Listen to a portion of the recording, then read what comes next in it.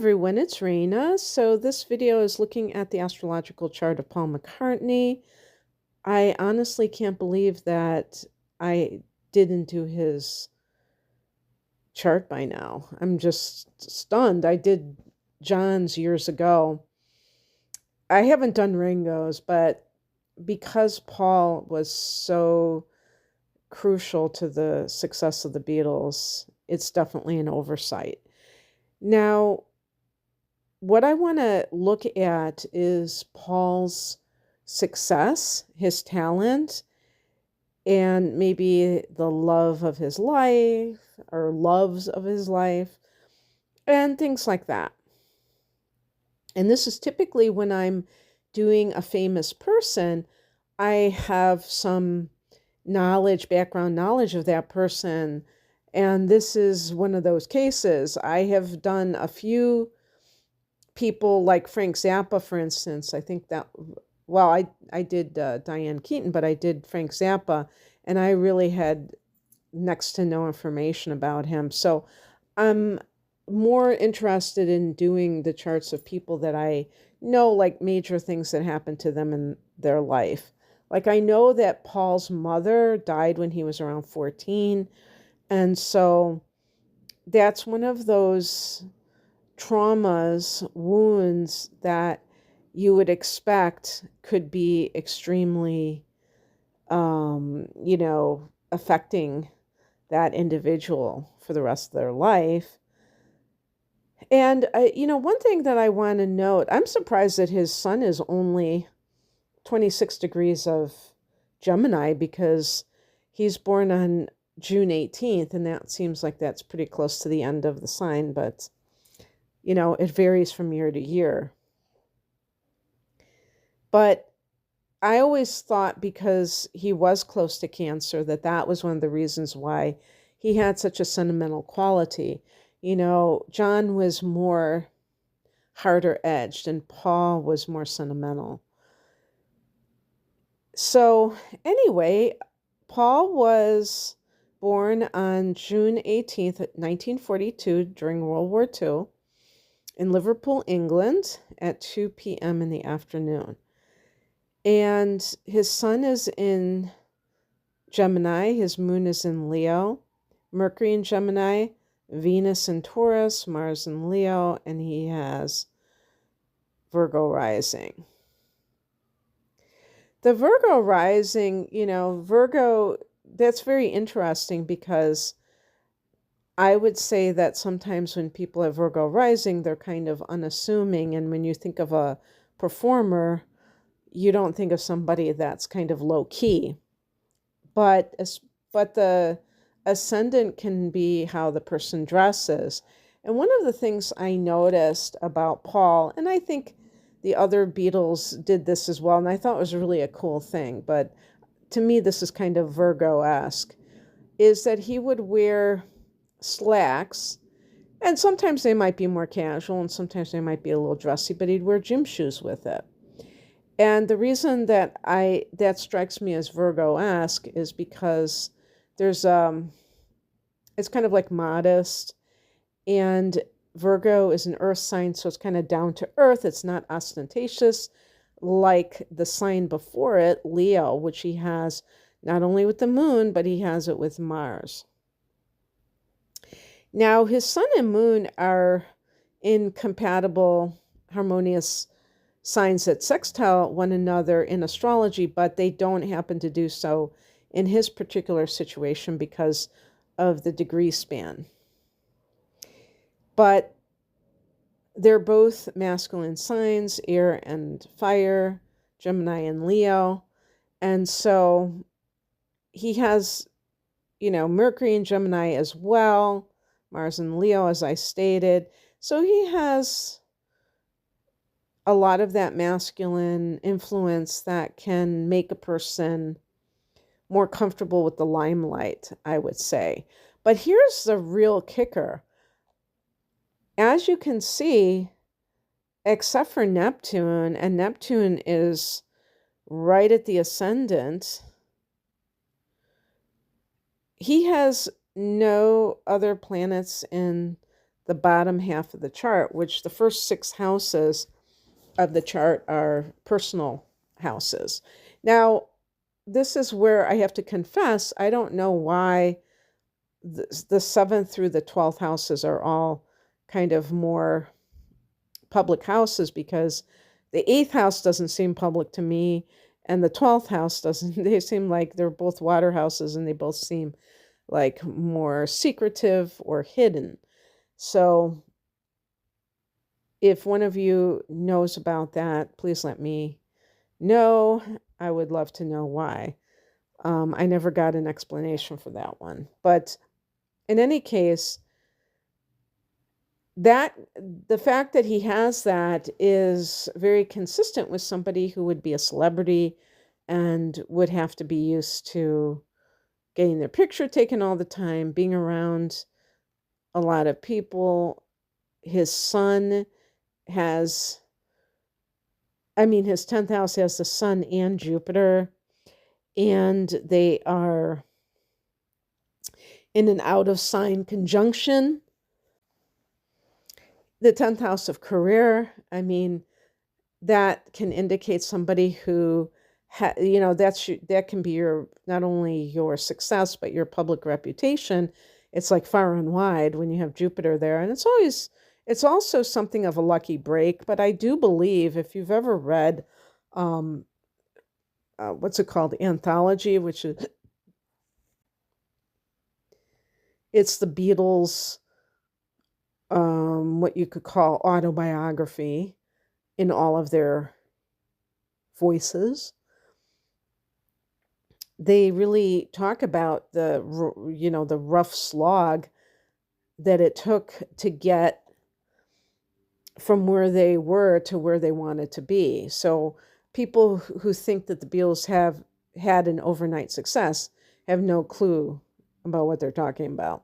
The Beatles met in 1957. Well, I should say, John met Paul in 1957. I'm sure George was there at the beginning too, but that fated meeting, July 6th, 1957, with John meeting Paul, that, when you think about 1957, and they didn't even become big in Britain until 1963.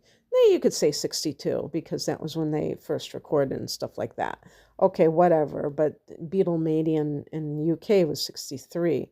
And then in the US in early 1964. Well, we're talking, that's amazing. 5 years, 6 years. In the case of the United States, 7 years that they had been together. And then from, if you want to look at their recording career from 1962 to 1970, but actually it's probably like 69, I think, that they last recorded. That's 7 years. That's not very much. And they were very prolific, and the music that they wrote was for the ages. So it's mind-boggling. It's magical. There's no other way of explaining things, but they did have to pay their dues. And one thing I can see with Paul is he has a conjunction between Mars and Pluto. So I think he was destined to succeed, because he had a very well aspected Mars, which means that the person can apply their will to what it is that they want and make it happen. And they are very persistent. And the other thing too is that it's a conjunction in Leo, is Mars-Pluto conjunction, and Leo is a fixed sign. So that, I always call that the steamroller effect when you have Mars in a fixed sign, because the person is relentless. The person, if you think of Mars as, acting, how you take action and, what you're striving for, it just solidifies things if it's in fixed modality, because it can make a person not give up. If you have it in mutable energy, the conjunction strengthens the will for sure. No question about it. So I'm not saying anything about that, but regardless of what sign it's in, but if it's in mutable energy, then the person might, I would even call it being more flexible about kind of changing course. But when it's in fixed modality, it can be very obsessive and persistent. And that can be very helpful if the person is trying to succeed at something that has a lot of obstacles, where the average person would have thrown in the towel long before. So one thing that jumps out at me with Paul is that his Neptune is right at the ascendant. When a person has Neptune in the first house, that is the consummate artist. Now, not everybody who has Neptune in the first is going to be an artist, of course. But for the ones who do end up doing that, it's something they can step into very easily because it's part of who they are. And one of the things that I think too, when people are like trying to make it, so to speak, so people who want to be famous and all of this, is that they have to hold a vision for themselves that doesn't, represent what they currently have in their reality. So, I mean, if you've ever listened to a manifestation recording where they talk about how or quantum physics or whatever, you can't identify with where you're at currently. You have to see that version of yourself that you want to be. And they taught, the Beatles would say that they would repeat this phrase when they were in that becoming phase, where they'd say, where do we want to go? To the toppermost of the poppermost. And they would say that thing. Now that's an affirmation. And you're really like kind of speaking it into reality. And so someone who has Neptune, this is about the arts and the spiritual dimension. This person, this is very much a part of their everyday life. This isn't something that they have to tap into. It just is. And because it's on the ascendant, it can even affect the way the person looks. Now, I can't cite any examples of this personally with Paul, because I think with some people, this could manifest as someone who is a shapeshifter, or, meaning that they can look completely different depending on what day it is, just in general, a chameleon type of person. I think with Paul, it might have been more his consciousness affected him just in his basic sense of self or his identity as an artist. Because some people are artistic and they reject it. For some reason, they think that it's less than, or they don't want to identify with their artistic talents. And this is certainly not true of Paul. He was very much aligned. And you could say that all of the Beatles were, at the end of the day, that they were all aligned. But just speaking about him particularly, I think when you have Virgo rising there, and even the fact that his generation had Neptune in Virgo, I think that because I've done a video for the millennial generation where many of them come from the Neptune and Capricorn era.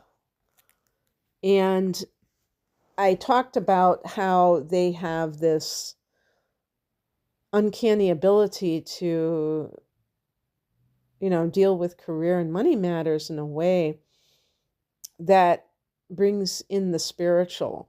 Or some of them tend to reject the material, reject careers or whatever status as being, somehow evil. And that money is, definitely tied to all of that. And yeah, the capitalist game and all of that. With Virgo, I think it has to do with our dharma, the service to others that we are providing. He grew up during World War II, and I believe that the Great Depression in the United States, which happened beginning in 1929, so it encompassed the totality of the 30s, and basically until World War II began. And then there might have been some kind of boost to the economy because of the war machinery, but the military industrial complex. But there still were rations. And I think that other countries experienced a depression, economic depression during the 30s as well, probably because of the United States is such a pivotal country. But in any case, those were years of deprivation above all else. And I feel like Neptune in Virgo, because Virgo kind of to me has that sense of like, it rules the sixth house of work and your daily schedule and things like that, as well as your health. But in this case, I'm focusing on the work aspect, is that a person can create that type of dream job for themselves, which would have been blasphemous, but outrageous to someone who grew up in the Great Depression, who experienced it as a full-blown adult, like the parents of these people, like Paul and the others, where it's like you didn't just decide what you wanted to do. You picked what was available and you were happy about it and you're grateful to even have a job. And, you can't say that Paul and John and Ringo and George were part of the hippie generation, because they were not boomers. They were the generation before that. I don't know if that's the one that they call the greatest generation, the ones that were born before World War II ended. The boomers are like, I think, starting in 1945 or like post World War II, 1946. But because there was a baby boom when the men came back from overseas. I feel like I'm, doing a history lesson here. Paul was notorious for being cheap. And that, it's one thing if somebody is stingy towards others and then they are lavish with themselves. But to be fair to Paul, he also lived a very Spartan life. As a matter of fact, he and his first wife, Linda, lived on a Scottish farm. I believe he still has that farm. And there was no heat, or I can't remember all the details, but it was at least when they first moved in. And I forgot who it was who visited them. This would be back probably right after the Beatles broke up or something like that. And this person couldn't understand why he would live like that. And I think, growing up in, all the Beatles, well, I would say John is the exception because he was raised by his aunt in a middle class environment. But the other Beatles grew up very working class. As a matter of fact, they were, I think the three of them were in council flats, which are kind of like, I think they're like subsidized housing. And so they didn't have a lot of money. And so maybe Paul really was, keenly aware of how that can affect life. And he didn't want to, go through that as an adult. So he was very frugal. And his first wife, Linda, came from a wealthy family, and she might have been slumming it, and that might have been something. Sometimes children of wealthy people reject, especially in that era, in the late 60s and early 70s, there was a lot of rejection of the status quo. And so I can kind of understand that. Now, the interesting thing is that he has no planets in the second house of earned income, and he doesn't have any in the fifth house of love and creativity. I'm quite shocked, to be honest with you. But having Neptune in that first house is definitely indicative of that kind of influence. And I will say, too, that it can indicate like psychic ability. Because if you're a Gemini is an air sign, it's very cerebral. So people who are Geminis, they may it's almost like rejecting the spiritual in the sense that it seems to them to be anti-intellectual and irrational or something like that. But he did have this, and that might have impacted him beyond being artistic, in the sense that he may have had his own form of spirituality. And I think sometimes these people that are not known for being spiritual, it's almost so innate within themselves that they don't have to really uh, be a showboated or anything. As a matter of fact, it reminds me of the very famous story of how Let It Be came to him.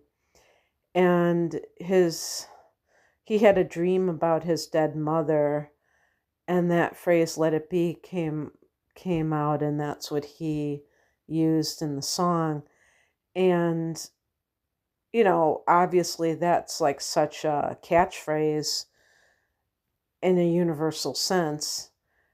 And it came to him in a dream, and he almost, when he was telling that story, it's almost like it's not a big deal, because if you have Neptune in the first house, it's like, the first house is your self, but it's also probably, we could say, the person's life as a whole.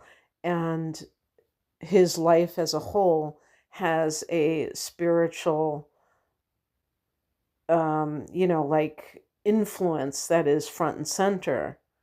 But he doesn't, he did go to, with the rest of the Beatles, to meditate in India in 1968, and Rishikesh, India. And yet you don't hear about Paul talking about specific religious or spiritual practices. He may do yoga, I don't know, but John, he got into the Buddhist thing, and all of that. He had the Hare Krishnas living with him or whatever. So, and of course, George was totally into it. So Paul may have actually had his own spiritual life that was kind of closed into himself, or just kind of deeply embedded within himself, so that he didn't have to, it wasn't separate. As a matter of fact, he does have a stellium in his ninth house, which is the God house. He has Venus there, he has Mercury there, he has Uranus and Saturn there. They're not all in the same signs, but they're all there. Venus in the ninth house can indicate love with a foreigner, and he has married two women from America, the first being his beloved Linda. What was her? Linda Eastman. And then this woman that he is currently married to, I think she's from New York City or something, or the East Coast. And her name is Nancy, I believe. I don't know much about her, but that's his current wife. And so he did marry two women that were foreigners. And he has Uranus here. To me, that can be some sort of unusual type of beliefs. I can't speak on those, so I'm just going to hold off on that. Saturn here, I think it can be like a test of faith, or for some people can be kind of an oppressive religion. I don't believe he had anything like that, so that probably wouldn't apply. But certainly having his mother die at a young age, when he was at a young age, only a teenager, can test a person's faith.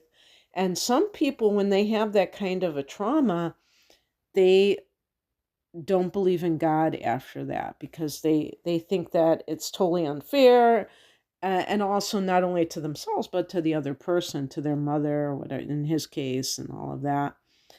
But the person who can have spiritual maturity, because Saturn can be maturity, I think that it'll pay off for them at some time, at some point.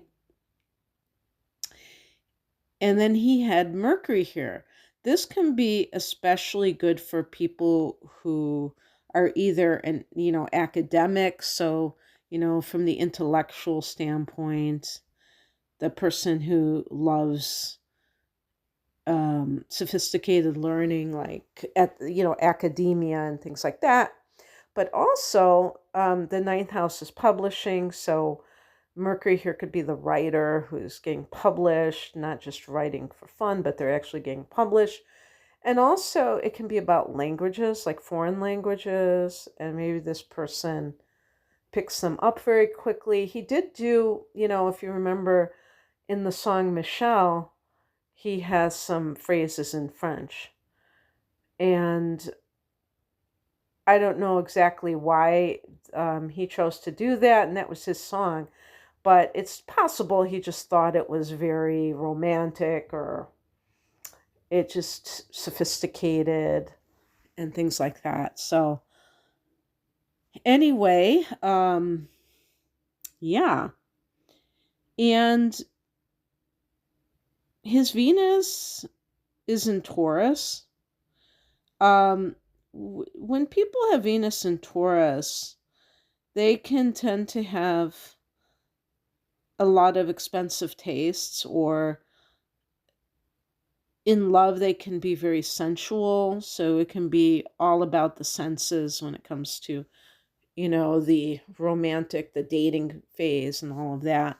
But or even within marriage, there can be a lot of sensuality, but maybe even like a possessive streak in the person. Gemini sun signs are definitely not that type of person, to be possessive or jealous. But Venus and Taurus, yes, can be. Mars is in Leo, as is the moon. So there's a dramatic flair that this person has. Now, with the moon in Leo, sometimes to me, the moon, the way we differentiate it from the sun is that maybe it is kind of that reflection, so it can manifest as some of the more challenging tendencies with that sign, whatever the sign is. And with Leo, it might be that the person was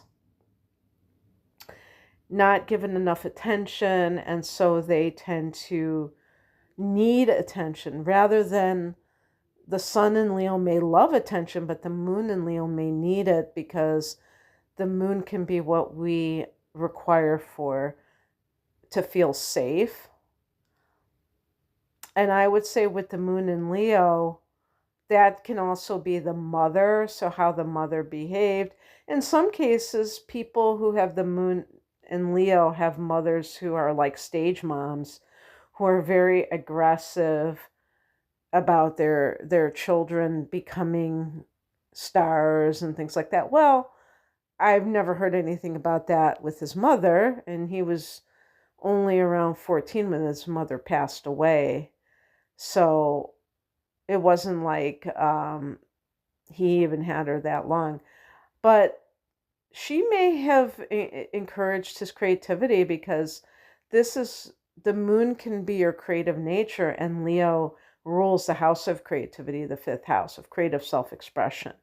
So people with the moon in Leo really need to be creative, even if they're doing it as a hobby or, like even for themselves as the only audience. They have to do it because it just is part of the way that they can kind of like express themselves emotionally to be able to, maintain good psychological health, because it's kind of like therapeutic for them. But it certainly can mean that they have, the moon can be creativity itself. So when you have it in Leo or you have it in the fifth house, I have it in the fifth house, it can simply indicate that the person is very creative. In terms of heartthrob status, in his 11th house, where he has another stellium, one of the planets there is the moon. When someone has the moon in the 11th house, the moon symbolizing the feminine and the 11th house, the collective, they can have a following among women. So a man who has this and is in the entertainment field can be like a man that the women think is cute, and they just want, like it's kind of like very markedly a female following, even though I'm sure he has many men who admire his output. But yeah. And I think too, like in terms of creativity, there can really be that, and it's almost like intuitive, where they can tap into the collective and they know exactly how to express the sentiments of the collective. In the 11th house, he also has Chiron, which I have too. And I find that quite curious because Paul McCartney strikes me as the kind of guy who is always popular, even if he wasn't the most popular, just somebody who's very amiable and people accept him. But when you have Chiron in the 11th house, there can be pain associated with group situations. So maybe he did feel like an outcast for some reason. I've never heard of that. He doesn't seem like the type, but anyway, Mars is here. That conjunction of Mars and Pluto is here. And in the 11th house, I feel like there's some kind of connection with wanting to be like the leadership abilities. The sign of Leo, where he has his moon, is connected to being a leader. the Leo. And Mars. Yeah, that's right. And he has even Pluto in Leo, so he has all of those planets in Leo. So even his Chiron is in Leo, and I don't think that I've ever interpreted Chiron in Leo. I'm thinking I must have a video on my channel about it, but I don't remember having that. So the thing with Chiron might be wanting to be an artist and not fitting in terms of classmates and what their aspirations were. Remember that they grew up in Liverpool, and I believe Liverpool was a working class type of town.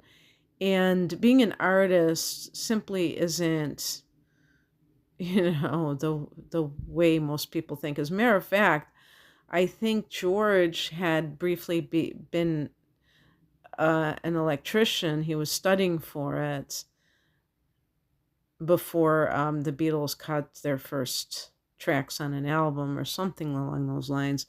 So he wasn't, and Ringo was studying to be a hairdresser. So they obviously thought that what they were doing was almost more like a hobby. But Paul may have really, taken himself seriously, but perhaps other people around him didn't see it that way. I don't know. But Pluto in the 11th house can be the person who's a charismatic leader, but it's almost like a cult leader, where they have that sway over people. And when it's in a house, it doesn't mean that that's what you have, but you might want that. Now, I could see somebody who is an artist who wants to really get their message out. And sometimes people may confuse it with themselves, because especially in Leo, it is about the self. The fire signs are about the self. It's very much the individual. So sometimes that can get a bit confusing, because you feel like you have a mission that connects with communicating something to the public, but then you confuse it with your essence, as that is part of that. And it is, to the extent that when we're communicating, we are communicating our essence. But they have said that when you're an artist, even if you're coming from a very personal place, you still have to make it universal. You have to make it something that somebody who doesn't know who you are and doesn't know your history can still identify with it themselves and be moved by it. So this is in his house of the collective, these planets, and that can indicate somebody who is, in the mass media, if you will, and, connected to it. And with the moon, it's like having a finger on the pulse of it. And in the 10th house of career, the sun is forming a conjunction. I'm sure it's forming a conjunction with the midheaven.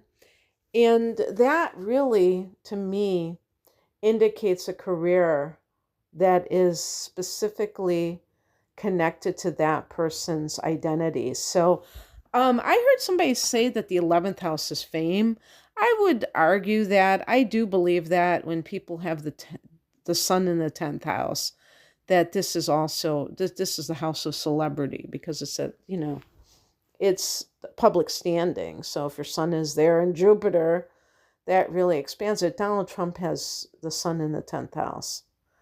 So it's also, so that would also be the person who's an executive.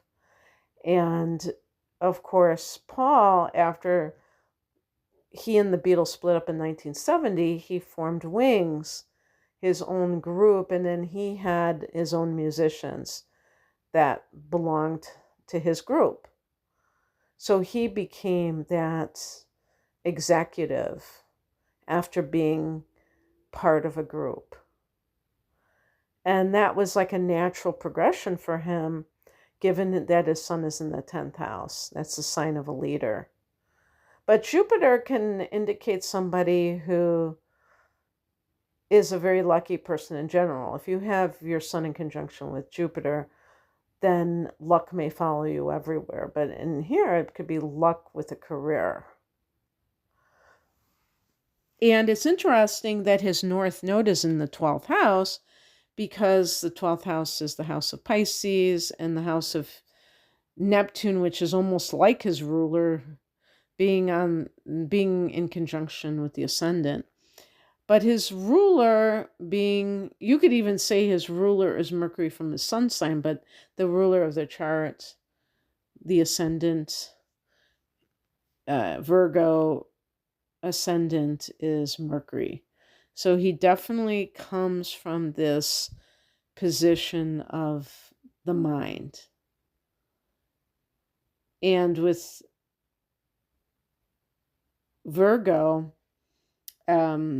it's a practical sort of mind. So luckily he has Neptune there to kind of counter that, because it would probably be very hard to create if everything was just kind of on that earthy level, where it might be more interested in nonfiction or things that are quote unquote real than things that are fantasy.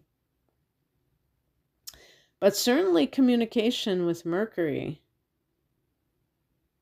And his midheaven being in Gemini, also Mercury led. So suffice it to say. And the cusp of the 7th house of relationships is Pisces. That is the sign ruled by Neptune and connected to karma, past lives, and spiritual things. So, I mean, I'm sure there are a lot of people that would say that Linda was his soulmate, even though he's currently married, and no disrespect to his current wife. I'm sure that, I don't know how long he's been married to his current wife, but I'm very sure that she is probably mature enough to allow him to, still love his wife, his first wife, and not feel threatened by that.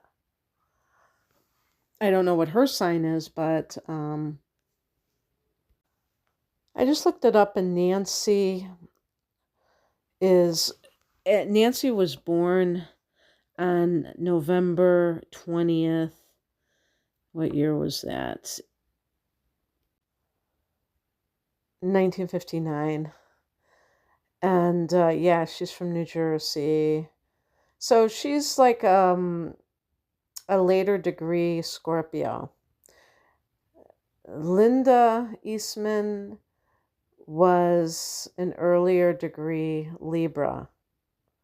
So they were both air signs, or Paul is an air sign, and Linda was as well. In this current relationship, he's with somebody who is a Scorpio, a late degree Scorpio. With Heather Mills was the middle marriage, and she was a Capricorn. So